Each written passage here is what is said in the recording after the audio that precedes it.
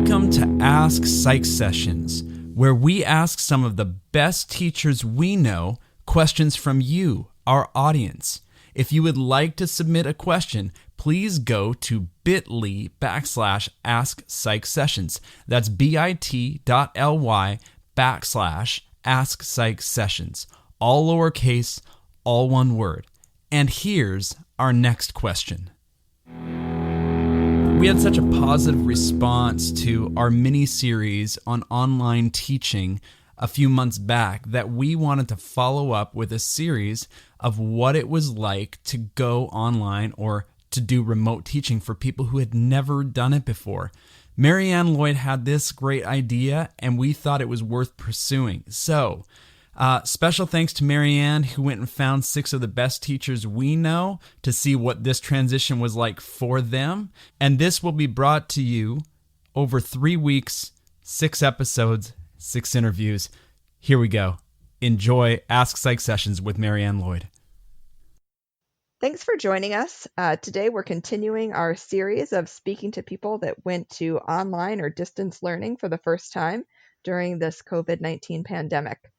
Today, we're talking with the first of a few graduate students who are going to explain their experiences in this transition. The first person we're talking to today is Ivan Carbajal, and he is at the University of North Texas. Thanks for joining us today, Ivan. Thank you so much for having me.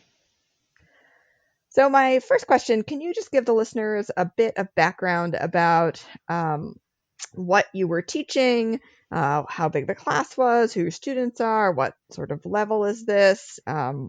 What kind of, if you have a sense about, the sort of students that are in your classes, just to sort of help frame what your experience was like when you went remote.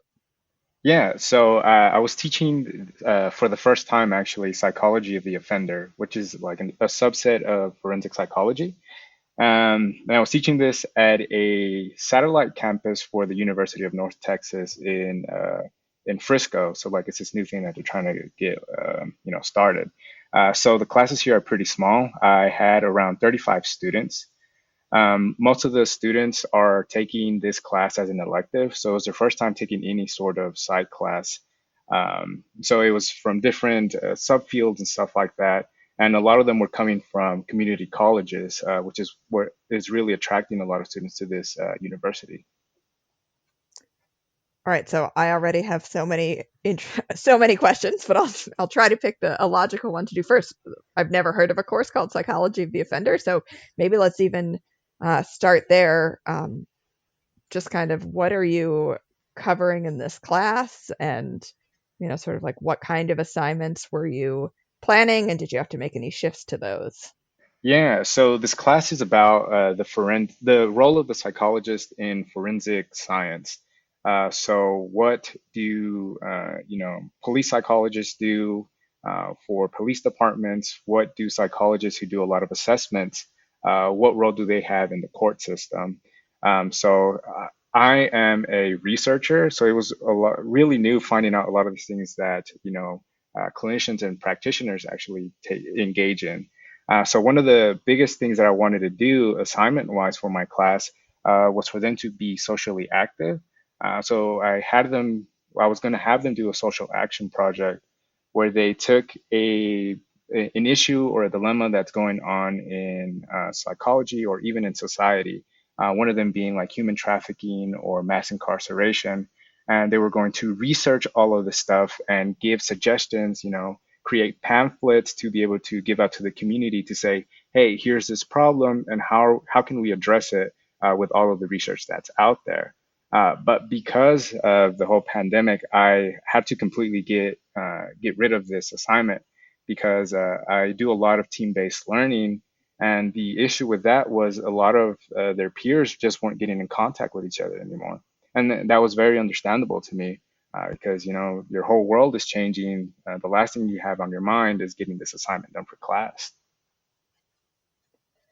So then what did you kind of flip to? Were you doing synchronous meetings still, or taping, or having a lot of office hours, and kind of how much of your semester or quarter was still left when everything shifted? Yeah, I completely had to redo the whole class. So I got rid of that assignment. What I really wanted to focus on was being really compassionate towards my students. So that's the whole mindset I came in with.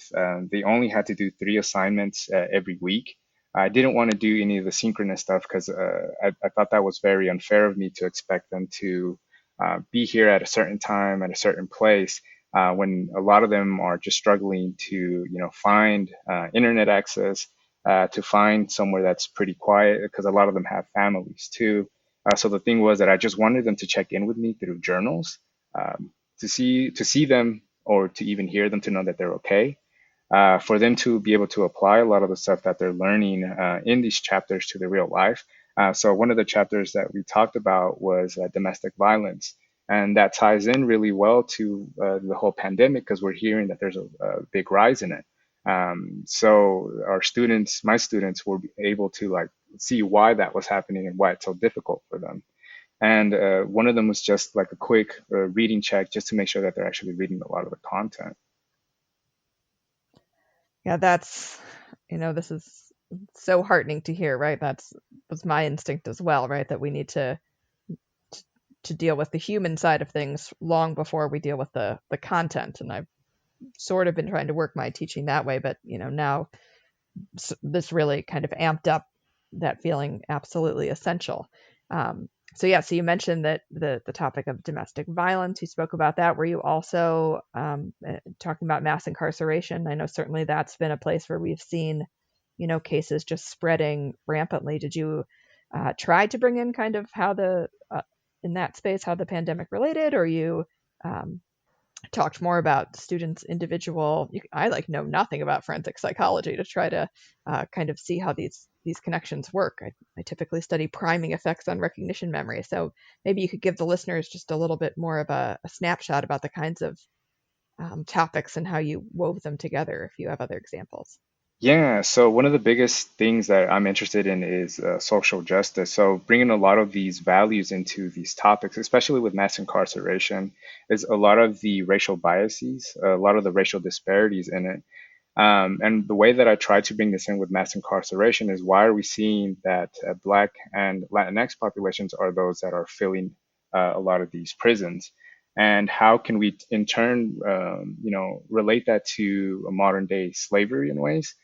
So a big part of that was showing them snippets of Ava DuVernay's the 13th, I think it was, Yes, yes. and just being able to talk about that and how it relates to the pandemic. And we see now that a lot of prisons and stuff like that are seeing very high rates of the coronavirus within them. So what does it mean for a lot of these communities to be imprisoned, not knowing what the outside life is like, being still incarcerated in places where the virus is just ramping up? A lot of them are being released. What does that mean to be released into the society that we're in right now, and all those sorts of things? So it was me just having my students be aware of it, but then also them trying to talk about like, what does this mean for us as a society? That's really, yeah, those are good.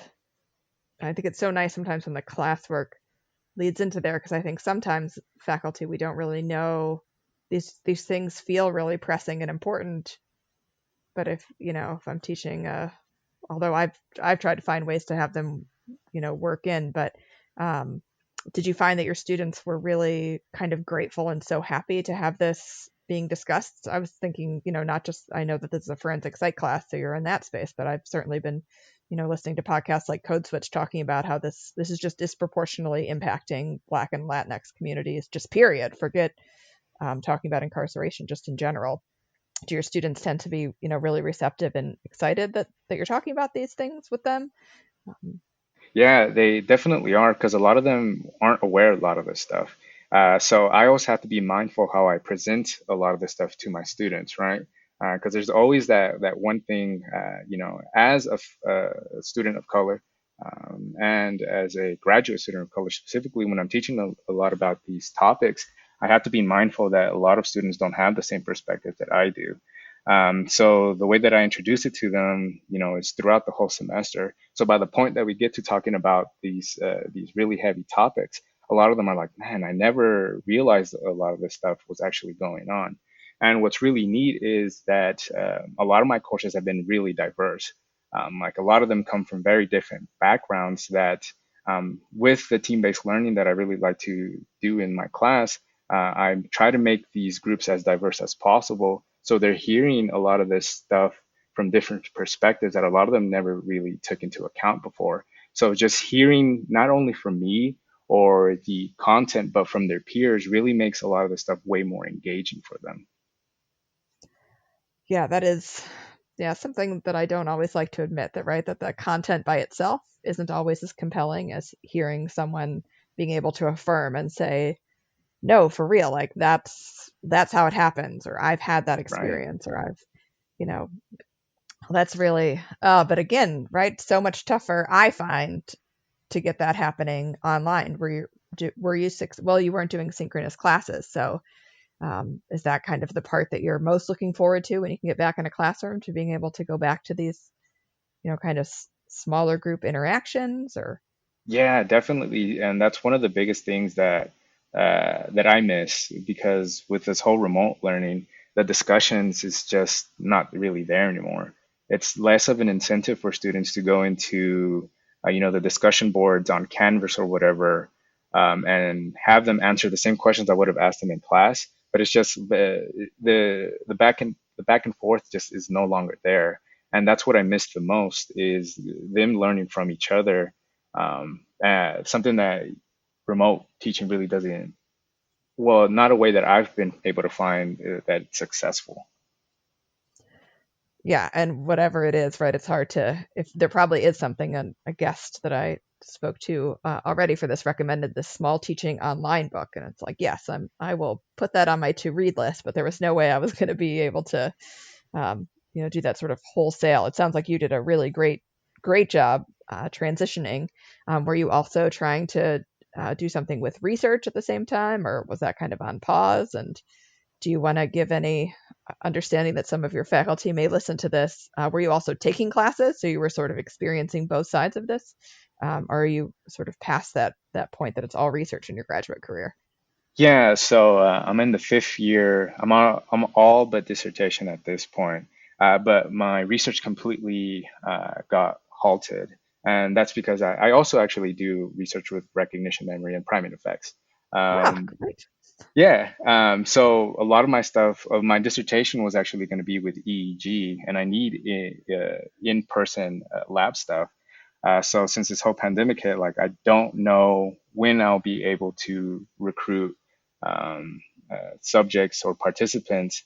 And the thing that's been the most difficult is nobody has answers for me about whether I'll have some leniency when it comes to defending, like what will my committee do?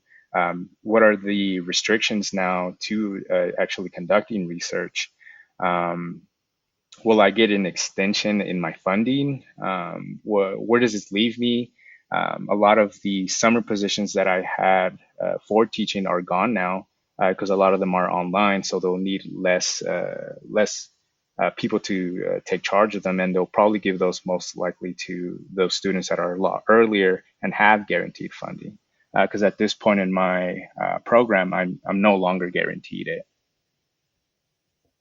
Well, that brings up, right, a whole other set of things that I think that we should be thinking about as we're, as faculty members, making sure that those conversations are coming to the table as well, right? So that, Yeah, yeah, can you shift your dissertation project? How can we find additional funding, possibly even longer, if there's going to be a job market freeze next fall, right? I mean, this is not talk about, yeah.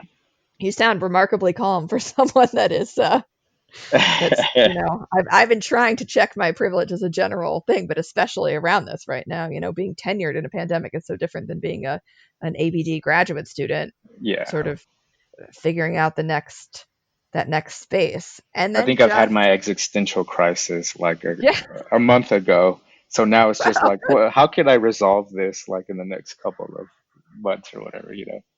right, industry job, maybe just a pause for an industry job if necessary, if you're in an institution that doesn't let you say those words out loud. I Binghamton, where I know. went, was okay with it, but yeah, I mean, you have to, at some point you do need to get to move on and move forward with your life. So thank you for that reminder to be checking in and considering all the people that are being impacted right now, and just even if you have to defend your dissertation on Zoom, it's just so much less satisfying. I did a proposal. We just have a master's program where I teach. And we had the proposal meeting on Zoom, and it was like I had to go stick my grad student in a breakout room, and we went in a different breakout room. It's just such not the same. And I get it. It's like not, we're healthy, we have jobs, but those are still those, Yeah, acknowledging they're those markers. milestones. Yeah, Yeah. And they're a big deal.